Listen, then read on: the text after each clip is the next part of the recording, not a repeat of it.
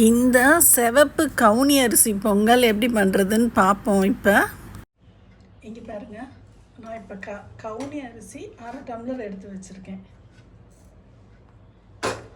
இது பாசிப்பருப்பு அதில் பாதி, இப்போ மொத்தம் போட்டோம்னா 3/4 டம்ளர் வருது. இப்போ இதை அலசிட்டு வந்துடுவோம். இப்போ நம்ம கவுனி அரிசி எவ்வளோ எடுத்தோமோ, பாசிப்பருப்பு கணக்கே வைக்கலாம், அது 1/2 டம்ளர் எடுத்தோம். அதுக்கு 4 பங்கு தண்ணி எடுத்துருக்கோம். இப்போ இதில்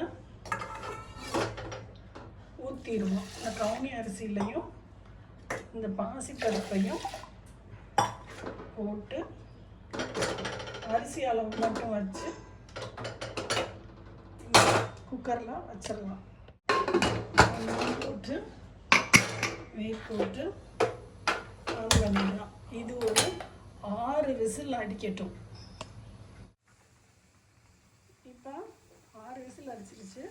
ஆஃப் பண்ணிடுவோம். அடுப்பை நம்ம ஆற்றிட்டோம். இப்போ 4 மிளகாய் எடுத்து வச்சுருக்கேன். இது இஞ்சி கொஞ்சோண்டு அம்மியில் தட்டி எடுத்து வச்சுருக்கேன். இதை நம்ம குட்டி குட்டியாக வெட்டிக்கிடலாம். இது மாதிரி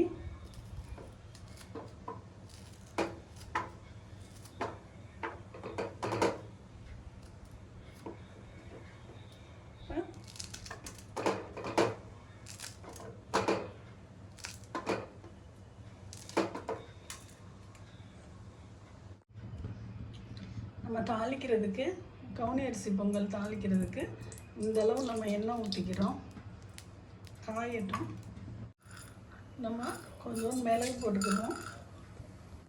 மிளகு வெடிக்க ஆரம்பிச்சிருச்சு. அடுப்பு ஆஃப் பண்ணிவிட்டு இந்த சீரகம் கொஞ்சம் போடுவோம். சீரகமும் வெடிக்குது.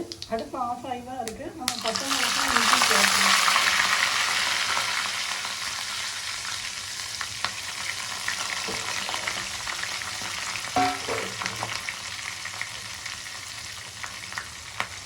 இந்த அளவு உப்பும் போட்டுக்கலாம். அதுக்கப்புறம் திருப்பி அந்த மிளகா கொஞ்சம் வதங்கட்டும் விட்டுருவோம். இப்போ நம்ம குக்கர் திறந்து பார்ப்போம்.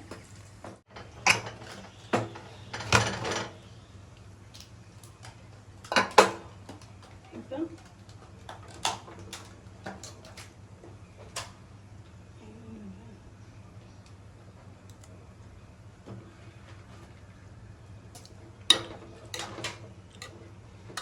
கவுனி அரிசி வேகலை. இன்னும் ஒரு 4 விசில் வச்சுக்கிடுவோம்.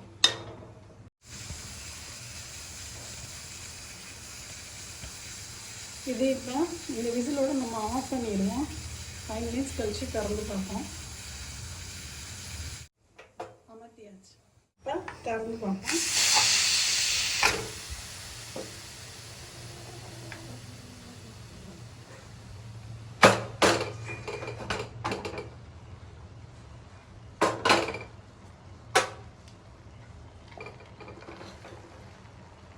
வெந்திருக்கான்னு பார்ப்போம். நல்லா வெந்துருச்சு. நல்லா நசுங்குது கவுனி அரிசி. நம்ம இதில் தாளிச்சதை ஊற்றிக்கிடலாம். இதில் 1 ஸ்பூன் நெய் ஊற்றிக்கிடுவோம். மிளகு, சீரகம், இஞ்சி, பச்சை மிளகா தாளிச்சிருந்தோம்ல, அதை ஃபுல்லும் போட்டுக்கணும். நம்ம இப்போ இந்த பொங்கல் வெளியே எடுத்துட்டோம். இதை நல்லா கிண்டிக்கிடலாம்.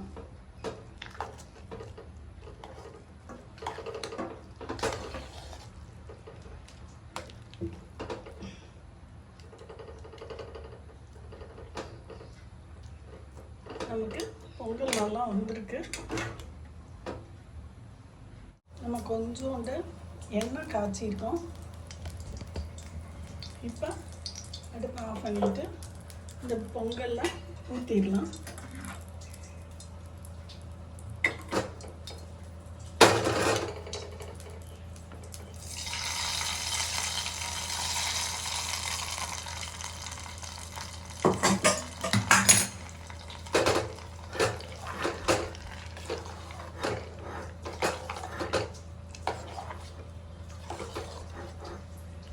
வாங்க எப்படி டிஸ்பிளே பண்ணுறதுன்னு பார்த்துருவோம்.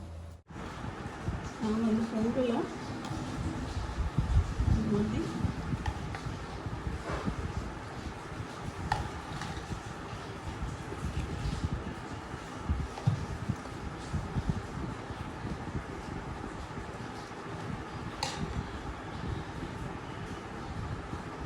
இப்போ இதில் கவுத்தி பார்ப்போம்.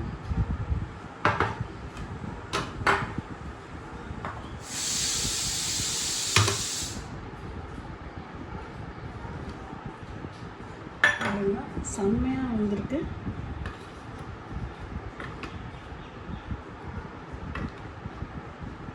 செம்ம சாஃப்டாக இருக்குது பொங்கல். இந்த மாதிரி ஒரு சட்னி சாம்பார் இதில் தொட்டு சாப்பிட்டா செம்மையாக இருக்கும். இது வந்து இங்கே பாருங்கள், இந்த மாதிரி எடுத்து ஒரு சட்னி. இது வந்து முருங்கைக்கீரை சாம்பார். இந்த மாதிரி தொட்டு சாப்பிட்டோம்னா செம்ம எண்ணி. ட்ரை பண்ணி பாருங்கள். பாய்.